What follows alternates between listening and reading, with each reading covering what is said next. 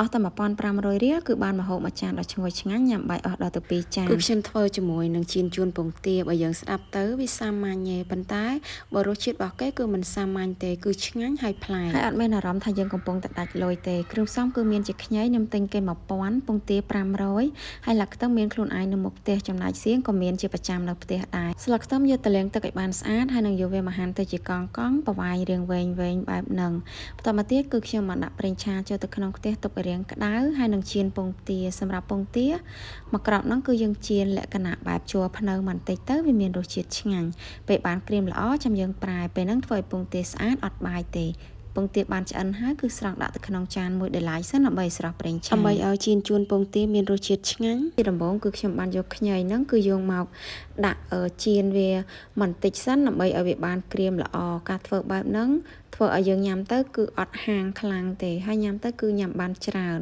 វាមានជាតិណាចាអញ្ចឹងនៅពេលដែលយើងឆាទៅឆាមកខ្ញីមើលទៅបានក្រៀមប៉ុណ្ណឹងហើយគឺខ្ញុំបានដួសវាដាក់ទៅក្នុងចានសិន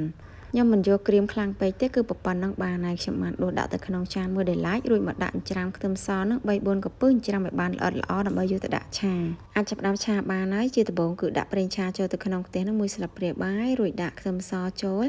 លីងខ្ទឹមសហ្នឹងទៅវិញទៅមករហូតដល់តែខ្ទឹមសហ្នឹងគឺបានឡើងក្លិនឈ្ងុយហើយនឹងមានពណ៌ក្រហមស្អាតរួចដាក់ជាមួយនឹងស្ករត្នោតហ្នឹង1 ចុងស្លាបព្រាបាយលីងស្ករត្នោតនឹងទៅវិញទៅមករហូតតតែវារៀងបានឡើងជើងក្រងចាំយើងចាក់សៀងចូល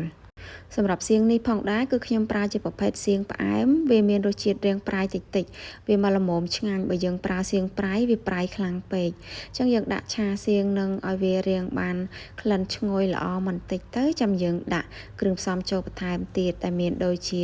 ទឹកប្រេងខ្យងហើយនិងម្សៅស៊ុបអត់ដាក់ជាទឹកត្រីថែមទៀតទេប៉ុណ្ណឹងគឺមកល្មមឆ្ងាញ់ហើយឆាគ្រឿងផ្សំជាមួយនឹងសៀងនឹងឲ្យបានចូលជាតិបន្តិចខ្ញុំបានបន្ថែមទឹកសាបធម្មតានឹង1 ស្លាបព្រាបាយដើម្បីកុំឲ្យវាខ្លោចខ្ទះបន្តការលីងដើម្បីឲ្យទឹកនឹងវារាងបានពុះចាំចាក់ខ្ញីចូលពេលចាក់ខ្ញីចូលហើយគឺយើងអាចបន្តការឆាខ្ញីជាមួយនឹងសៀងនឹងដើម្បីឲ្យវាបានចូលជាតិគ្នាបានល្អបន្តិចទៅឃើញថាក្លិនឈ្ងុយល្អមែនទែនហើយគ្រាន់តែមើលក៏រៀងតំណងដែរចាអញ្ចឹងនៅពេលដែលយើងឆាមើលទៅបានប្រព័ន្ធនឹងហើយយកពងទាដែលយើងបានចៀនហើយបាញ់មិញគឺយកមកដាក់ចូលទៅក្នុងខ្ទះមកហើយនឹងឆាត្រឡប់ពងទាជាមួយនឹងគ្រឿងរបស់យើងដើម្បីឲ្យវាចូលជាតិគ្នាបានសព្វល្អចុងក្រោយគឺបន្ថែមជាមួយនឹងស្លឹកខ្ទឹមហើយនឹងម្ទេស2-3 គ្រាប់មកដើម្បីវាមានពណ៌ស្អាតតែប៉ុណ្ណឹងគឺឃើញថារួចរាល់ហើយគឺអាចឆាត្រឡប់វាបន្តិចទៀតមកងាយស្រួលធ្វើមែនតើហើយចំណាយពេលគឺប្រហែលជា10 នាទីទេតែប៉ុណ្ណឹងគឺយើងអាចបានញ៉ាំហើយម្ហូបមួយមុខនេះធ្វើឡើងនៅពេលចុងខែឬក៏នៅពេលដែលយើងដាច់លុយអីគឺស័ក្តិសមបំផុតតែម្ដងឥឡូវនេះគឺខ្ញុំបានដួសដាក់ចានដើម្បីញ៉ាំបានហើយញ៉ាំម្នាក់ឯងគឺថាញ៉ាំអត់ចង់អស់ទេមួយចានហ្នឹងចឹងហើយបើសិនមកបងប្អូនធ្លាប់ធ្វើទៅជាមួយនឹងចៀនជួនត្រីគឺអាចសាកមកធ្វើជាមួយនឹងចៀនជួនពងទាម្ដងមើលចង់ដឹងថាមានរសជាតិឆ្ងាញ់មែនអត់